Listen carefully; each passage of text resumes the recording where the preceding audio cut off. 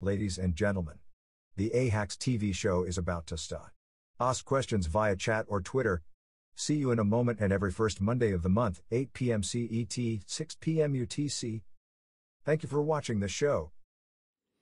Hello, my name is Adam Bean and welcome to the 94th edition of AHAX TV, or the very first edition in 2022. So this is offline recording. At least I will answer the first three questions again, and the reason being is what happened yesterday. So last year in 2021 I had some trouble with streaming, and it turned out it was a defect Ethernet cable. And what I did this year, I wanted to do it better, so I recorded like an intro and forgot to deactivate that. So I used the intro, to check the stream, and forgot to turn it off. So it was a little bit disturbing. So first, 2021 review. So what happened in 2021 and partially in 22? So I got lots of requests regarding cloud. So this is nothing new. So I got lots of requests regarding, or in context of public clouds and private clouds, of course. But what happened in 2021, these ideas or requests were actually reasonable. So there were a few cases where we had to go to the cloud because of security constraints, because of encryption and rest and in transit and certificate rotation, stuff like that is way easier to do it in the cloud, or the entire infrastructure is already set in place, or even security like injecting secrets to a database can be easier automated in the clouds. So this was one part of the projects. The other category of project were disaster recovery. So I get view requests where it was crucial to have multiple data centers which are separated, so which is like multi-region deployment in the cloud is standard, not so on-premise, and scalability is less of the issue because Java EE and or Java EE servers are usually very quick, and if you're running on-premise, you can dedicate more CPU cores, and they are basically cheap or cost nothing. In the cloud, they can become more expensive. So scalability was not the main driver. Disaster recovery, HA, automation, and security. So of course, what we could do, we can take our Kubernetes cluster and or OpenShift, whatever, and put it to the cloud. But if you are in the cloud, there are easier possibilities to do that. So what we actually did, we picked our old Java EE, reasonable Java EE applications and wrapped them sometimes as even Lambdas, AWS Lambdas, and run them without major modification as Lambdas. And we didn't have to care about load balancing and all the infrastructure. It was way easier and cheaper. And so in all the clouds deployments, we try to move in the serverless direction. And why that is not because serverless is somehow technically appealing or interesting. In 2021 I delivered a talk. EJB developers, now it's time to learn Lambda because it's very similar concepts like EJB and Lambda. So, but what's interesting is the economic angle. So in serverless environments, you get paid per invocation. And so you can, it is you get the precise billing for your management. So it is you don't have to explain a lot the bill because it's almost obvious. You see, this Lambda was invoked a few million times, and this is what you have to pay for. And this is lesser true for non-serverless environments because you are paying for the environments, not for transactions. Okay, this was 2021 in review, and the event stores and so forth. This is actually part of the first question. So what happened in on the meta level? So of course the AHAX FM podcasts are surprisingly popular. So I took a look. So and I think in July I was able so I activated a serverless statistic implementation, of course, 100% pure Java. And what I'm able to do is to count the downloads, just the downloads. and which is, of course, somehow misleading, because I believe that Spotify just, picks one file and distributes internally. So it's not like, every listen is a download, but still. And what's really interesting is, what stunned me, there are between 65,000 and at least 2,000 downloads per episode, which is crazy. And it seems like there are around 2,000 subscribers, because every episode gets around 2,000 downloads very soon. So to the recent episodes, one was with Martin Verburg, so I think it's perfectly pronounced Dutch name. He is the Java champion, Java user group leader, and London. And we had a chat about, JClarity was a tool he or a startup he actually created and sold it to Microsoft. So we had a chat about that. Then we had a chat with Ed Burns, who is one of the, I would say, one of the more famous JSF gurus from back then, and now he's working on Java EE and Jakarta EE on Asia, and tries to make all the application servers run smoothly on Asia. And we had a chat about that, and also about infrastructure as code. And what I try to do is, to cover all the possibilities to run Java on Azure Cloud. So this was the episode 171. And this was fun with Bruno Souza. So I think the first time I pronounced it correctly.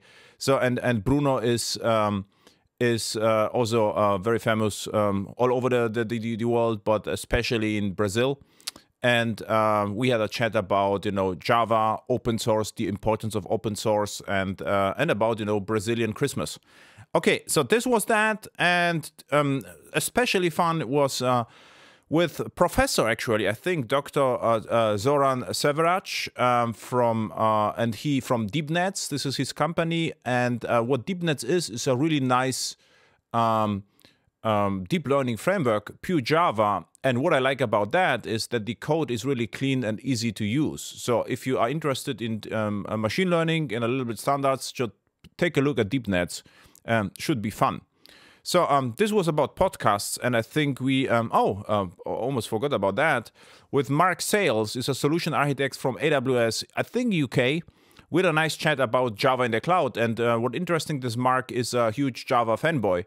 So and we had a chat, about his background with Java and what serverless and Java means on AWS. So this was a really nice conversation. Okay. So this were the recent podcasts. Also, thank you a lot for, we crossed the mark. I actually forgot what was at the beginning of the year, but what I remember is November we had 600 attendees. Now we are already 664 attendees. So it's almost a small conference. So thank you for watching the Meetups stuff. So what about Meetups? What is it, and why is it there? So I need something, to announce my or to maintain my conferences, and I got the idea to misuse or use Meetup for that. So what I usually do, I copy the abstract and the conference, whatever I participate on Meetup, like for instance the AirHacks TV, and what I do then is if there is a session, a conference session, I stream it to my YouTube channel. It is a private link, so it's not visible to everyone. You have to to register here, because I would like to limit the number of attendees, not to compete with the conference. So usually around 20 or 15 attendees, and so I stream it in lower quality. Why I do this? Because I need a valid link in Meetup. Otherwise, it is I cannot just register a session without a link. So this is how this works and why I'm doing this. And sometimes I get coupon codes or free entries for the attendees. So watch that. So thank you for participating. And of course, what I plan to do is to do some some AirHacks Origins. So we started with that last year. Was also very popular, like the bet show. this was the I forgot, a big AHEX debate exactly. So various topics. So I will also plan to do some of that. And by the way, I have to apologize. At end of 2021, there were several several talks which I couldn't start the stream because of the wrong or defect Ethernet cable. Now, also happened AHEX Live last year. This was end of in December, and this was actually a well-attended workshop. I had a lot of fun, and what's interesting, I thought the agenda is really packed, but with CDK and Java, we actually were able to cover all the examples. So we achieved more than actually expected, which was lots of fun. I get lots of questions from the attendees. And the first workshop was actually planned. So what I try to do is to focus on the true serverless architecture. So far I just used microprofile and Java EE and ship them to as a serverless app. But then I would like to cover the event-driven aspect of the serverless in this workshop. So there are already registrations for that. So it will take place. If you like, please register. And the other workshop in May, this was the idea which I got during the workshop. What I usually do at AHEX Live, I implement everything from scratch, which is time-consuming, and especially in the cloud, something can go wrong, and we lose some time. So everything worked well in December, but one time it can break, right? So and what I got the idea is that I will actually prepare a lots of common use cases, because I get the same questions all over again. And what I will do is just to prepare our continuous development pipeline, which is going to be CI/CD pipeline. Then just have and CDK Fargate construct where I can just say add microservice, add microservice, add microservice with one-liner. Then have this was one of the questions in the workshop. Have already set up microservice with private DNS routing, for instance. So how to discover microservices. So something less obvious stuff, which is really needed for production. Or Fargate application on Quarkus, which accesses PostgreSDB with and all the secrets management with KMS and injection and Quarkus set up properly. So we will walk through the examples. Of course, the list is not complete because there's AHEX are happening, my projects are happening, and conferences are happening. But yeah, this is what I plan to do, and this was the first time something like this. Usually, whatever I do is always from scratch. Java is productive, so usually you don't have to prepare a lot. So we have that, and this was about the workshops. And now about, let's talk about the very first question. And the question is how to migrate from EJB2 to EJB3. And if you take a look at the EJB2, you have home interfaces, you had remote interfaces, and you had the EJB, or you had local homes and local interface and EJBs. How stateful session beans worked, you injected, the factory, which was home interface, and nothing happened. But if you invoke create, then the session started. And if you take a look at the stub, or what stub means, what was returned by the home or by the home interface, the stub contained an information like, a unique ID or something, which was sent back and forth to the server, and the server had a kind of a hash map, which and that the hash map knew, to which instance you are talking to. So if you're migrating from EJB2 to EJB3, in EJB3, the home and local interfaces are optional. And optional means you can have them, but you don't have to. So in EJB2 to EJB3 migration projects, what I did is I actually removed the XML configuration first and put local home and local interfaces on the interfaces, local annotations on the interfaces.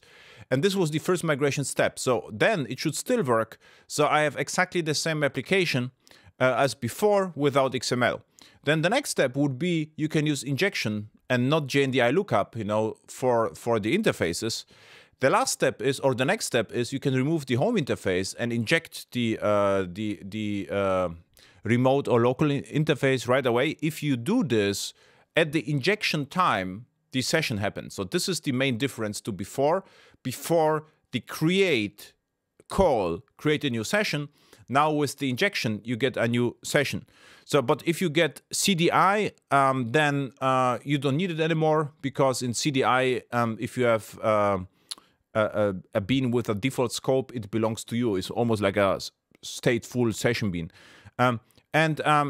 You are saying there will be EJBs in Jakarta E11 timeframe. Yes, but I think in one point of time they are going to be deprecated. So you can just, if you don't need, you don't have specific pooling requirements, and pooling requirements could be interesting if you are using GraalVM with scripting environments. So pools are just great because you can reuse the entire scripting context. But usually you don't need that. If you don't need that, you can easily migrate stateless EJBs to CDI. How to do that? I'm usually removing stateless with request, or replacing at stateless with request scoped and transactional. And if you do this, it behaves mostly like a stateless EJB. You have stateful. The question is why you need stateful, because I guess you are not maintaining the HTTP session state in the stateful session beans, I guess. So you could actually remove that. So now the next one, Guna asked me about BCCE Design and circular dependencies. So what I actually did, I prepared that. This is the bookmarks reducer you are talking about. So first, what is BCCE Design? BCCE Design is a template which is actually used of lots of projects, and this somehow I got 55 stars. So thank you for that. What it is like no framework approach for unidirectional data flow. What it means is we have a web component with lit HTML without any additional framework, and all the web components gets automatically re-rendered if the state changes. So we have a model. If the model changes, the entire view changes. So that's the idea of that. Okay, now what's behind? Actually nothing. It's just plain JavaScript and with lit HTML library. And all the libraries are processed in the libs folder using rollup. And the application itself is just a bunch of JavaScript files and HTML. Okay, now what you found is the following, that we have... wait a sec. Exactly. So we have a bookmark reducer, which is here. And we get imported the CRUD control. Why CRUD control? Because we need, the keys here. The case is bookmark update action. So this is the only reason why I need this, which is true. And the CRUD control depends on store, and the store needs the bookmark reducer. Why? For the initial registration. So you could try now to lazy load that, but there was no issue so far. So I would just keep it. So it's not a huge problem. And I would say in most of my designs, sometimes I had, circular dependencies. I remember a Java E framework 15 years ago, and I had, huge discussions with architects, and they told you cannot do this. We have a circular dependency in the framework already, and now the framework is successful. There are several hundreds applications now which use the framework, and now the framework fades away because we don't need a lot of frameworks anymore, and there was never a problem. So actually, the entire discussion was pointless. So in this particular case, I would say if you really have to, we could of course omit that by introducing constants that the reducer can dispatch the actions. But this was the most convenient and most dry way to implement that. But if you don't like it, you extend it. But I wouldn't do this. For me, it's no code is the best code. This is the approach. Okay, now and there's no bundling. And the bundling, there's no bundling on purpose, because we don't need a bundler here, because there is nothing to transcribe, which is actually great. And I could add a bundler here, but I would say why. So bundler would be interesting if you're using a lot of mobile devices in internet, which then I will bundle the application, because you can have a little bit faster load times, which is... It really depends how you're bundling. But for intranet and company internal applications, I wouldn't bundle at all. For internet applications, it depends. I would test with HTTP2 first, and then as well service workers. You have service workers, you get cached everything anyway. So it really depends what you are actually building. For apps, I would say this is less an issue. And now we have absolute no magic. Now, the next question is about attribute converters in JPA. And the question is now how to have injection into attribute converters. And of course, it is not possible out of the box. Why? Of course, because the JPA's entities are not scoped, but the JPA entities are invoked inside a transaction. So what you can rely on, you can rely on a transaction. You can use an old hack called transaction synchronization registry. Search for that, transaction synchronization registry, and then you get you can store in that whatever you like. You could use thread local because usually a transaction is bound to a thread.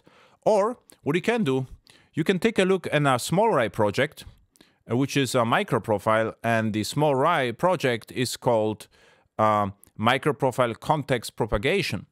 And the microprofile context propagation is going to be aligned with Jakarta E concurrency.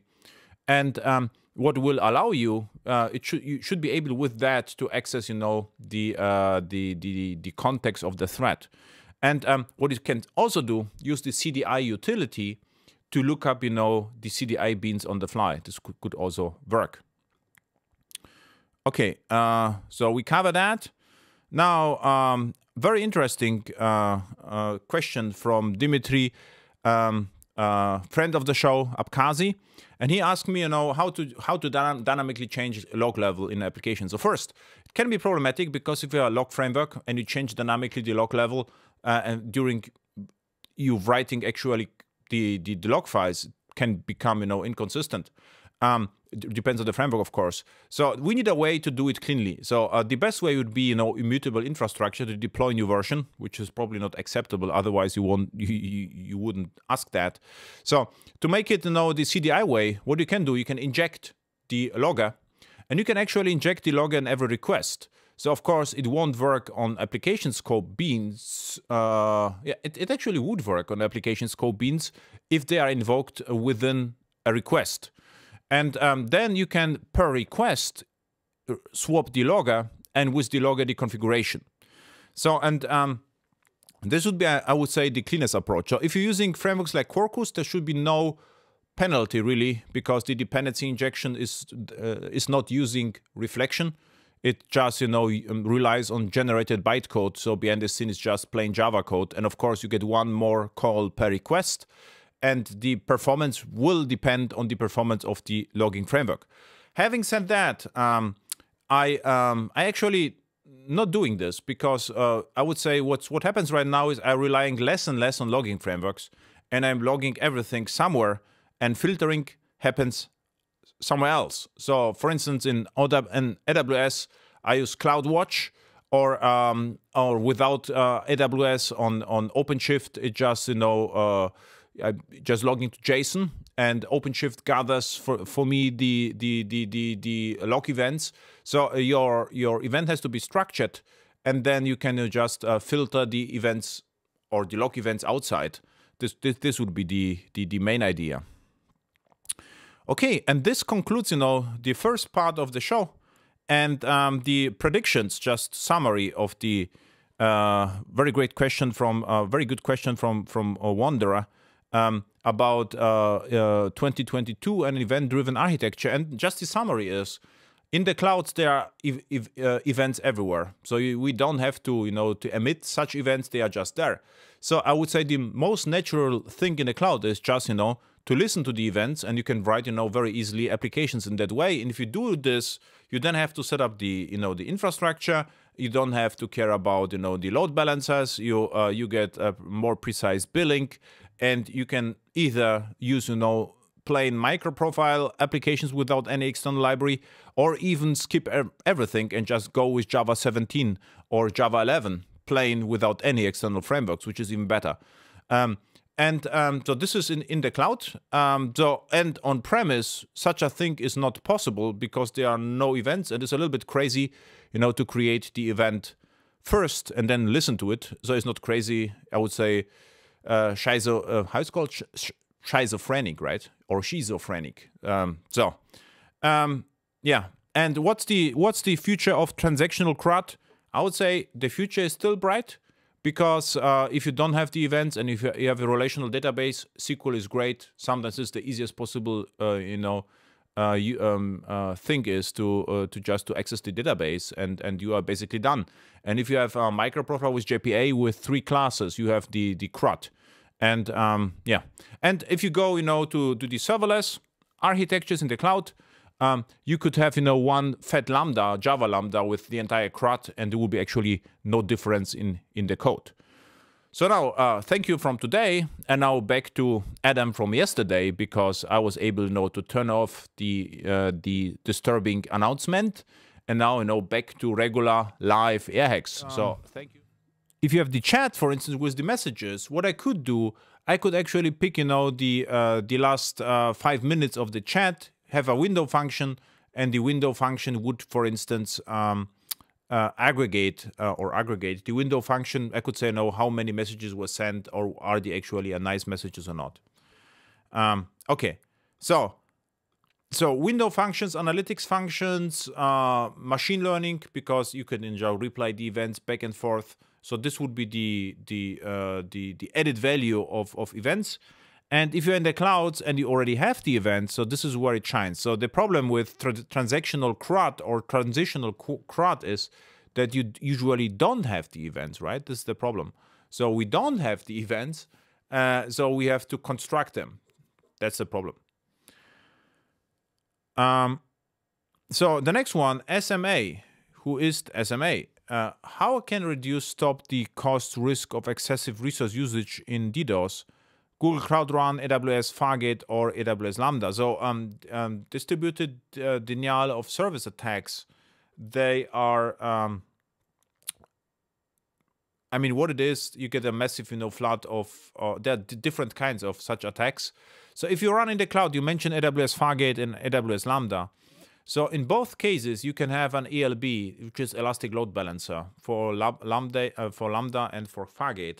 And what this load balancer does is it just accepts valid HTTP IP connections. So like a sync floods or something is almost impossible, and or isn't possible. And the ELB is so-called regional resource, so it scales really, really good. So it is better than your application. So this is mitigate some of the risks. Then what we also get is we get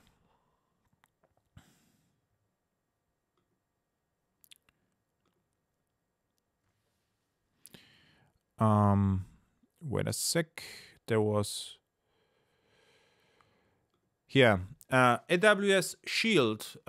It comes for free, and this will protect. This AWS Shield comes with basic protections, and it will protect your cloud front distribution. It's like static assets.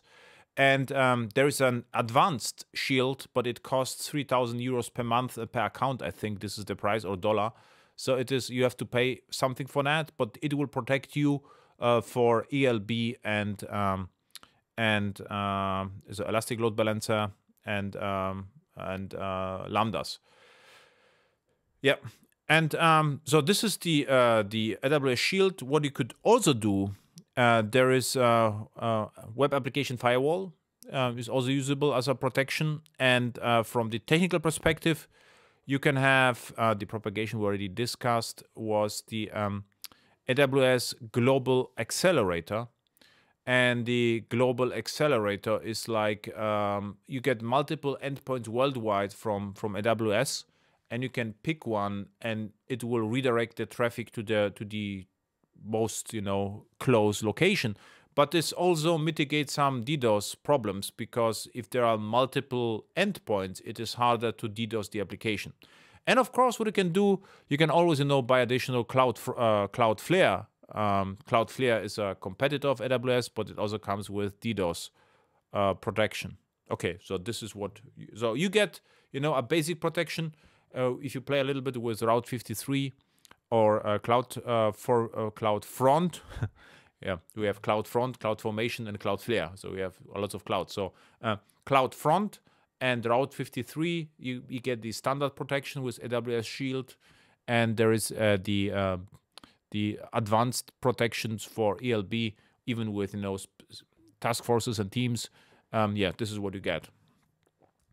And by the way, what it means protect, I mean, it scales indefinitely, right? With AWS Fargate is a less of a problem if there is no auto scaling enabled.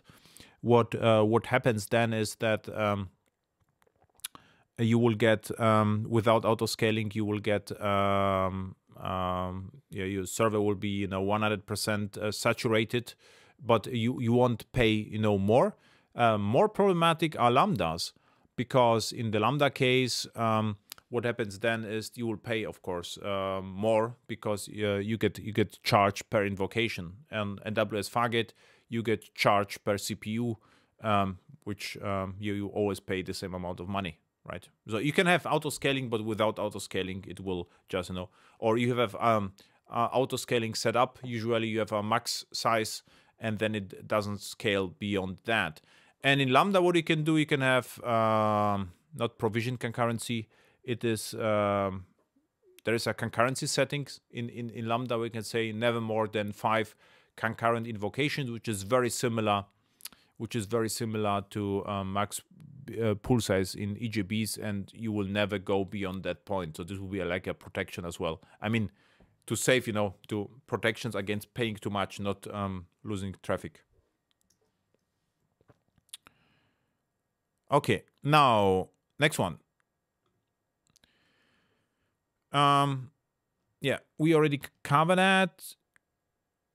And SMA asked me, what I am running. I have actually my own server since the year 2000 and my own internet connections. And this is where I'm running my stuff. And I have to say, I always thought this is like, my leisure activity. And the server, I'm buying the server every other year, I would say. Lots of fun with it. So with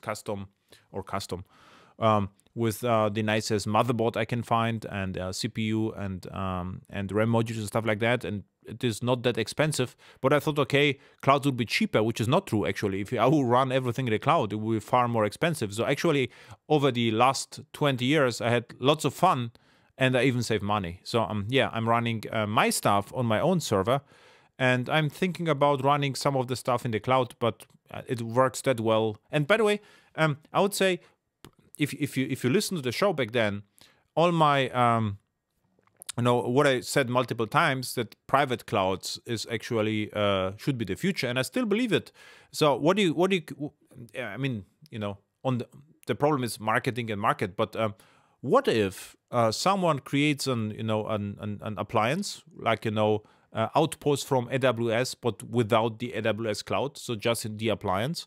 You get plug, to the internet, and you become, visible in the internet as, with an IP address, and you can run whatever you like there. With it could be as nice as the clouds are, and you don't need the absolute power. It could be a couple of Raspberry Pis, and you're ready to go. And in such environments, Kubernetes could even make sense, because there is nothing, there is no cloud, so you have to build your own. So and this would be the cheapest possible solution. But of course, there is no disaster recovery, there is no multi-region access, so it is more like this is my entry solution, but works perfectly. Exactly. So Happy New Year. And so Hans Pickemat again. Ask me if I start synchronous method. I think you mean asynchronous method, or run a method using manage executor. Which context is then available to me inside the method? So actually nothing. So there's a new thread and a new transaction, and you get the principles. I mean, the principles are, you can say, run as. So you get the artificial principle, and there are no scopes. So there are no CDI scopes accessible. And EJB context is accessible. It is not scoped. EJBs are not scoped at all. So there are no scopes. You can start a scope, but there is no scope. You have no principle. You can have the run as principle, and yeah, this is how it is. And the microprofile context propagation could help you with that. So which things would be not possible in such a method that would be possible if I run it inside the same thread? So I mean, what would be not possible? So transactions, right? So I mean, this is like a new entire new request. So let's say this is like a sub request. This is what it is. And if you have session scope beans, can I access them when injected? So if you access, so what will happen is you get actually per injection point of a session scope bean a new session. So if you have 100,000 threads, you get the 100,000 session scope sessions, because you lose, the context, and you will lose the principle. So what you will have to do is you will have to use the context propagation. So but this is, if you think about this, it is clear, right? Why? Just imagine. You have a request which invokes an asynchronous EGB method, right? So the outer requests can immediately complete because the inner requests is asynchronous. So now the question is, what should happen? Should I still run, should I have access to the transaction, to the CDI also, the entire request is already gone?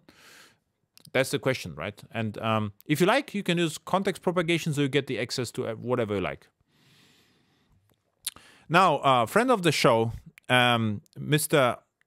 Hans-Georg Löckler, asked me, SPA, when the customer calls the SPA, then it sees everything. So HTML, JavaScript, CSS, and so forth. So is there any way, to hide what we are doing? And the answer is no. Of course, the answer is yes.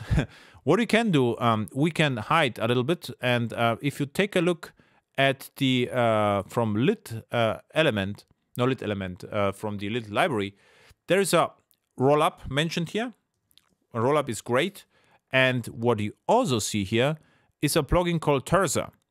And what a Terza does is it obfuscates the JavaScript. Obfuscates, it means it makes it less readable, not unreadable, less readable. But in Google Chrome, there's a nice button with 2 brackets. If I push the button, I still will see the code. So it won't be a beautiful code, but it's absolutely understandable. So now the answer is there is no way to hide, JavaScript code. It's the same in Java. If I like, I will still be able to decompile the code. Okay. So this was Terza. This was lit HTML library. And now about, unrelated thing.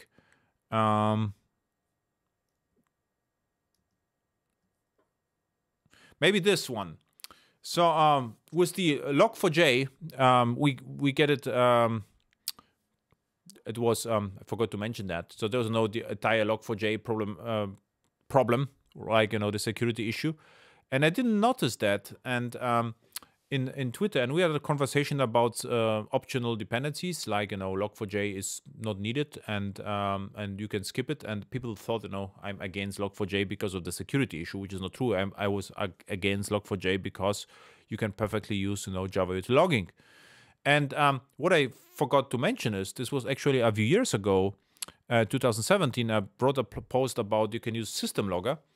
And the system logger is ships with JDK, and it wraps as a default the Java util logger. So you can even either use the system logger or Java util logger. And if you're running in container environments, this is just good enough. So this was the idea. And by the way, we already had the discussion, and in the 57th AHEX TV episode. And what happens then? This was the last, the death of logging framework. And if you take a look at the questions back then, so you will see that someone, where is the logging?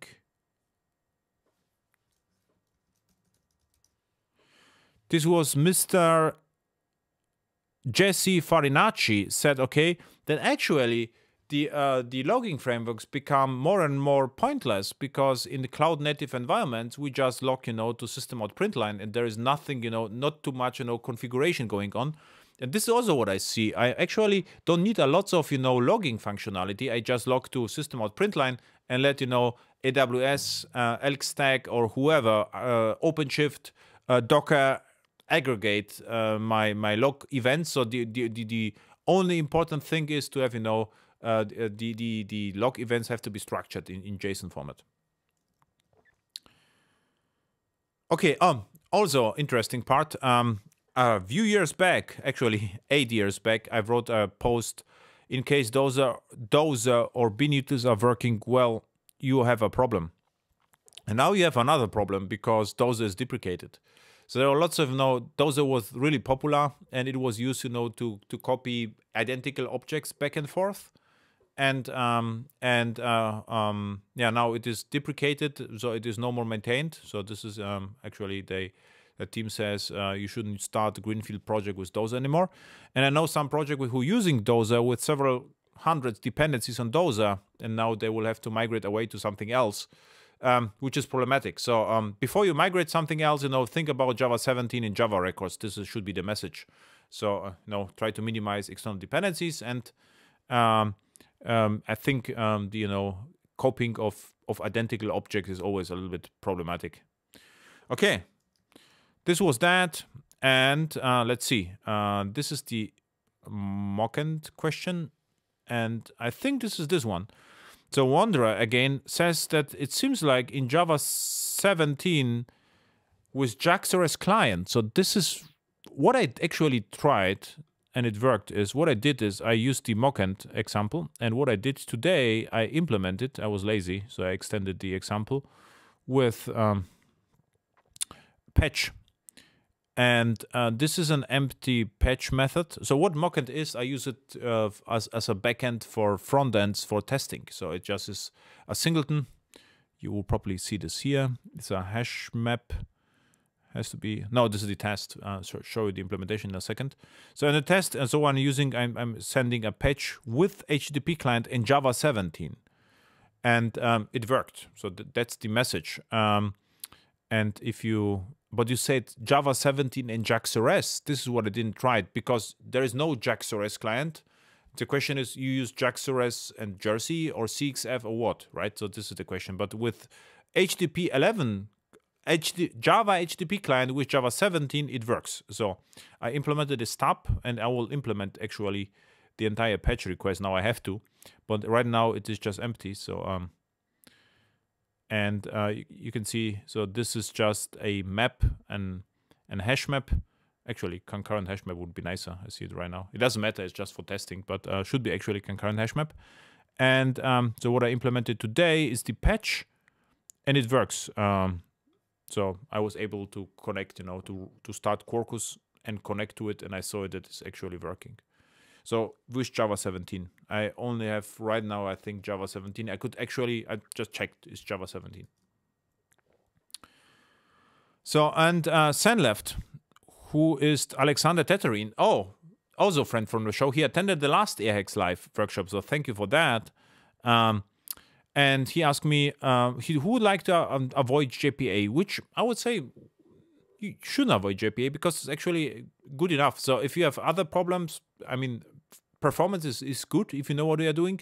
And not always JDBC have to be faster. So what you can do is in Quarkus, you can use Panache, which already ships with a repository pattern, but it's not standardized. And there is something lesser known. It's called JPA module in Delta Spike, which is similar to the repository pattern, or what you could do, which is more known, is the micronode. I forgot. It looks like Spring Data, but it's based off annotation processors and it's crazy fast. So, but there's nothing to do with microprofile, not with standards. So if you are a Quarkus user, then use Panache, I would say. If you you would like to have a little bit more, standardized solution, but I mean, Panache already relies on Hibernate and is fully JPA backed. So, or if you are a Micronode user, use and take a look, and I think it's called Micronode Data, and this Micronode Data is also integrated with Helidon. Let's see, Helidon Micronode Data. I think I forgot the name. Data repositories. Yeah, you can use Helidon, and Helidon is a microprofile runtime, and it uses from Micronode the persistence. So you could take a look at that, but I still using JPA in my project and happy with it. So there is no need, to migrate away from JPA. So a very interesting question from Bree Dendro, and the question is, what's the difference between Glassfish and Payara, and why Glassfish is maintained? And Glassfish is maintained because the Payara people are nice, and what they are doing, they are contributing as much as possible to Glassfish. But I wouldn't use Glassfish in production. I would use the open source version of, or my Payara is completely open source. I will use Payara just in production, and you can buy for Payara support, but you cannot buy support for Glassfish. So I would say Glassfish is just, is just there as a reference implementation. I would say unusable for production almost. And I would say Payara is like Glassfish without hundreds of bugs. So this is the relation between them. Yeah, exactly. And Daniel Vamara, also a friend of the show, thank you. And he also supported me with the answers, and his answers are actually right. So the only difference between Payara and Glassfish is the support option. No, if you take a look at the Payara and take a look at the amount of bugs they fixed, and they have also additional support, for instance, OpenID Connect support and better security support. So I would say this is like Glassfish with, what would be the comparison actually? So once the Glassfish was production ready at some times, right? And then it was no more maintained. And what happened was the history. The Payara people took over and took the ownership of Glassfish and just implemented, everything as Payara. But they contributed back some things to Glassfish and kept Glassfish alive. So this is the relation.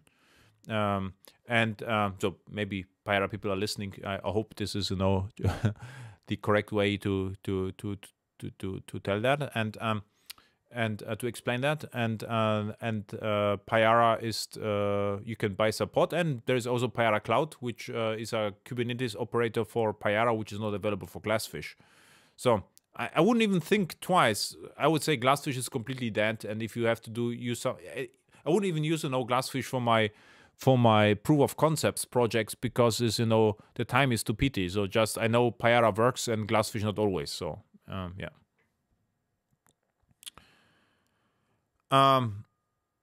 Okay, now also a friend of the show, and he was but he's Python enthusiast. I thought actually that the com.linux he's actually a nice guy, but and he cares about formatting, about Python. Just kidding. Okay, so he asked me. So this is a very 1 hour ago, so I have to read that. We have an interesting use case that might be a good fit for message queues. An application needs to call 5 to 7 operations, webhooks per event on some writes to database. The writes could be around 2,000 per hour. So and we need to individually retry the webhooks if they fail. So if you are writing to a database, per event on some write to a database. So actually on some write to a database, and the problem you have here, you already have a problem. What I understand, you have to write to a database and start the webhook, which is almost mission impossible because you have two-phase commit, right? So you will need a two-phase commit to achieve that. So this is doable with two-phase commit driver and optimization, but it's still not absolutely reliable. So better would be to install Debezium on the database, so you get, the events in the same transaction on the other side, and then you can react to this. Do you think that is overkill to use a message queue? I would say with a message queue, the message queue could be misused or used as a poller, right? Because you say, I try as long as it happens. The problem in your case is if you have to write to a database and start a webhook at the same time, it doesn't work. So better would be to write to a database, install Debezium. What will happen is in the write transaction to the database, Debezium will emit a message, which either will happen or not. It's the same transaction from the database. And then on the other side, you will know that it happened. So this will be the best possible case. So this would be like, misuse of Kafka for such a things.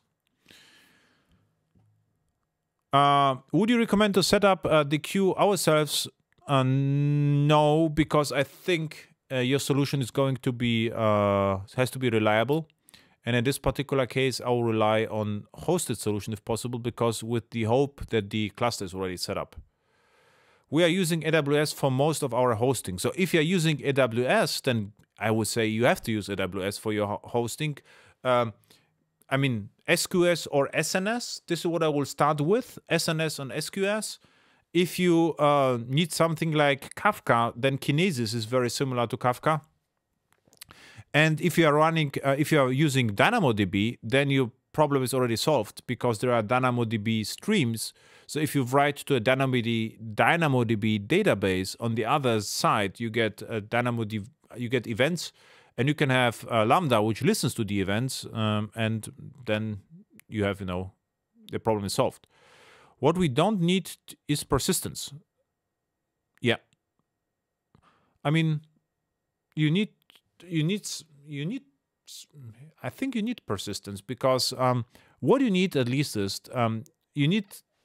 If you write to a database, you need a reliable notification system, and therefore, I would say, if you would use GMS, you would probably use persistent queues, right? And then you have the persistence. So not dedicated database, but no persistent queues. But reliable messages, of course, but reliable messages are persistent, I would say, because what happens if, you know, the client is not, webhooks become not available for hour, then you need like some kind of persistence. Then we can, but reliable messages that we can, after a successful external call, we can say, okay,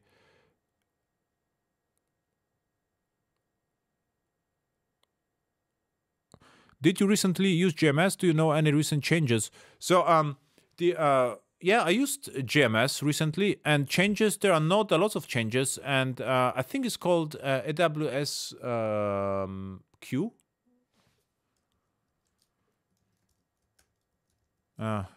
Q, GMS.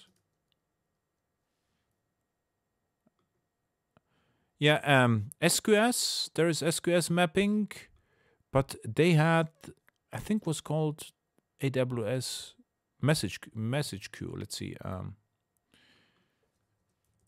And I think this was message queue. Is one not SQS?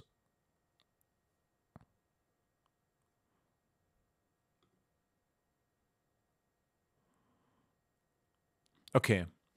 But SQS supports GMS, but there's, I think, a different system as well, which supports GMS, but SQS is like the default. So I would just pick, you know, SQS. And I wouldn't use necessarily GMS for that, because it works a little bit differently, but it's similar. So what usually happens, let's say, if you are working with Lambdas in SQS, and you will read from the queue, if one Lambda reads from the queue, like the messages become invisible for other readers, and then if it is consumed, they disappear from the queue. So this is how it's solved on AWS. So it is almost transactional, or almost like GMS, but works a little bit differently. So I would, in the cloud, I mean, it's different, you know, a different, how do you call it, a different consideration, or a different context, because if I'm running on AWS, I would say it is like operating system for me. So I wouldn't try, you know, to decouple from AWS. Then I would just use the SQS and SNS and Kinesis as they are, and consider them as being the standard. Because, you know, migrating from AWS to Azure or Google Cloud or Oracle Cloud is unlikely, I would say, right? So what's more likely, that you have one application running in Azure and the next one is going to be AWS, but, you know, the entire migration is unlikely, I would say. Okay, so we actually covered a lot. So thank you.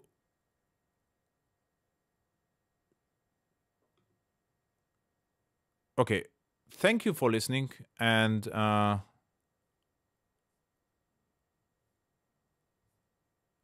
we covered a lot of ground. I would say, if you like, see you at AirHacks Live. If not, hear you on AX FM. And I would say the year 2022, at least in my case, is even more cloudier than before. And yeah, I already spent time in lots of AWS and Azure projects. And yeah, it's fun, and clients like it, and everyone is surprised how well Java is actually working in the cloud. And with Quarkus or Micronaut, you can even pick ready to use, I would say, micro profile applications or even old Java EE applications and package them as a Lambda and ship into the cloud. And this works perfectly. So this is when people get really surprised that sometimes there's no effort to run stuff in the cloud. So thank you for watching, and see you at upcoming conferences and next AX TV and yeah, or even AX Live. Thank you. Bye.